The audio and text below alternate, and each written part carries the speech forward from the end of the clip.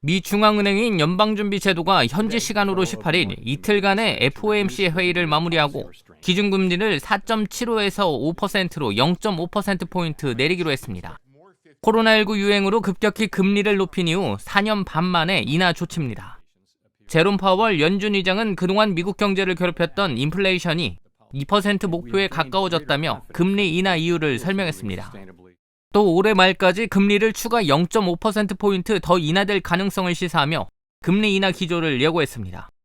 이로써 기존 2%포인트 차로 역대 최대였던 우리나라와 미국의 금리 격차도 1.5%포인트로 줄었습니다. 정부는 곧바로 최상목 경제부총리 주재로 거시경제 금융회의를 열고 미 연준의 금리 인하 대응 방안을 논의했습니다. 최 부총리는 미 연준의 통화정책 전환을 계기로 글로벌 복합 위기로부터 벗어나는 모습이라고 평가했습니다. 하지만 8월 초 미국발 글로벌 증시 급락을 보듯 금융시장 변동성 확대 가능성과 중동, 우크라이나 전쟁, 미 대선 등 지정학적 불확실성도 여전한 상황이라고 설명했습니다.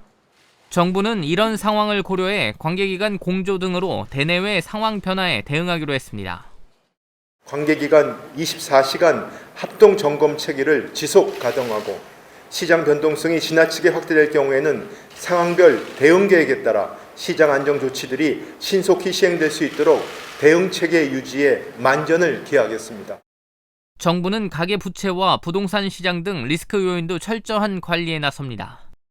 88 부동산 공급 대책 추진에 속도를 내고 주택시장 과열로 가계부채가 빠르게 증가할 경우 추가 관리 수단을 시행하기로 했습니다. 부동산 PF의 질서 있는 연착륙을 위해 1차 사업성 평가를 11월까지 마무리하고 상시 평가로 전환할 예정입니다. 정부는 또 저소득층과 소상공인 등 취약 부문에 대한 맞춤형 지원과 범부처 투자 활성화를 가동해 민생 회복 속도를 높일 계획입니다. KTV 신국진입니다.